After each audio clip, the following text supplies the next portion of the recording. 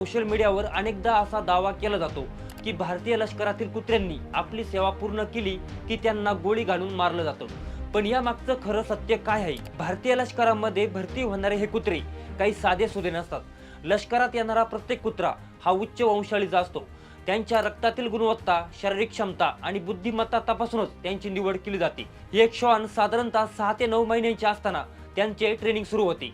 यामध्ये ट्रेनिंगच्या सुरुवातीला श्वानाला त्याच्या हँडलरच्या प्रत्येक शब्दावर आणि इशाऱ्यावर नाचायला शिकवले जाते।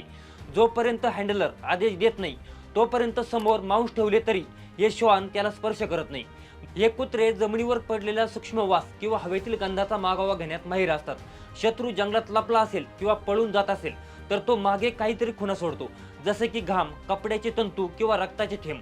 मानवाला हे वास कधी समजत नाही, पण हे कुत्रे त्या वासाची एक अदृश्य साखळी तयार करतात आणि अनेक किलोमीटर पर्यंत शत्रूचा पाठलाग करतात।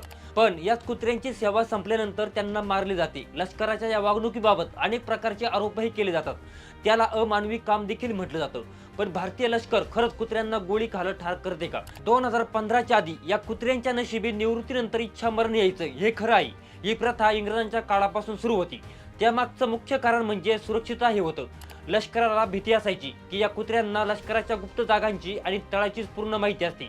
त्यामुळे निवृत्तीनंतर जर हे कुत्र चुकीच्या माणसाच्या हाती लागले तर देशाच्या सुरक्षेला मोठा धोका निर्माण होऊ शकतो।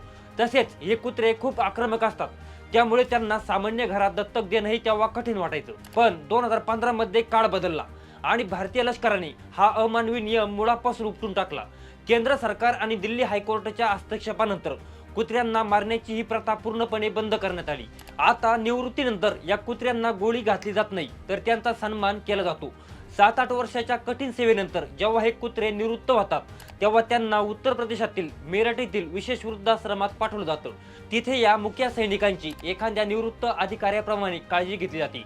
आजच्या काळात इच्छा मरण फक्त त्याच प्राण्यांना दिलं जातं जे असाध्य आजाराने त्रस्त आहे आणि त्यांच्या वेदना उपचार करूनही कमी होत नाही। जगातील इतर देशांचा विचार केला तर अमेरिका, जपान आणि रशियामध्ये आता निवृत्त लष्करी कुत्र्यांसाठी कडक कायदे आहेत। अमेरिकेत लोक या कुत्र्यांना अभिमानाने दत्तक घेतात।